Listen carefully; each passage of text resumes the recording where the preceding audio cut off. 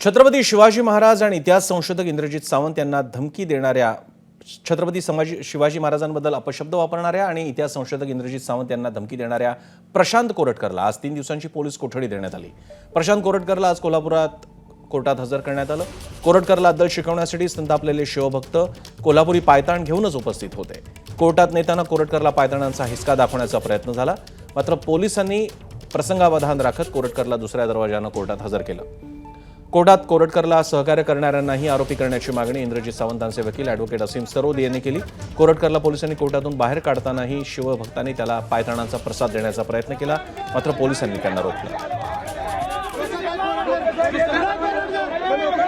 शिवभक्त या ठिकाणी आक्रमक झालेले आहेत, कारण शिवभक्तांना या ठिकाणाहून आणलं जाईल अशा पद्धतीने त्यांची आज्ञा होती, मात्र प्रशांत कोरटकरला। दरम्यान वकील असीम सरोद यांनी आरोपीला सहकार्य करणाऱ्यांची चौकशी करण्याची मागणी केली आहे, तर इतिहास अभ्यासक इंद्रजित सावंतांनी शिवप्रेमींना संयम बाळगण्याचं आवाहन केलं आहे। संपूर्ण महाराष्ट्र भावनिकदृष्ट्या व्यथित झालेले असताना हे मात्र तिथे मजा करत फिरत होते सगळीकडे आणि अक्षरशः चंद्रपूरच्या पोलीस मुख्यालयासमोर राहिले असं म्हणतात।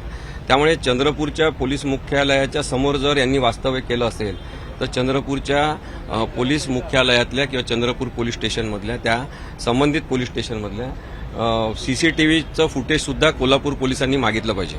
शिवाजी महाराजांच्या अनुयायांना असं आव्हान आपल्या माध्यमातून करतो की त्यांनी कुठलंही कायदा हातात न घेता संवेदनशीलता दाखवून संविधानिक मार्गाने याच्यावर आंदोलन करावे। एबीपी माझा, उघडा डोळे बघा नीट।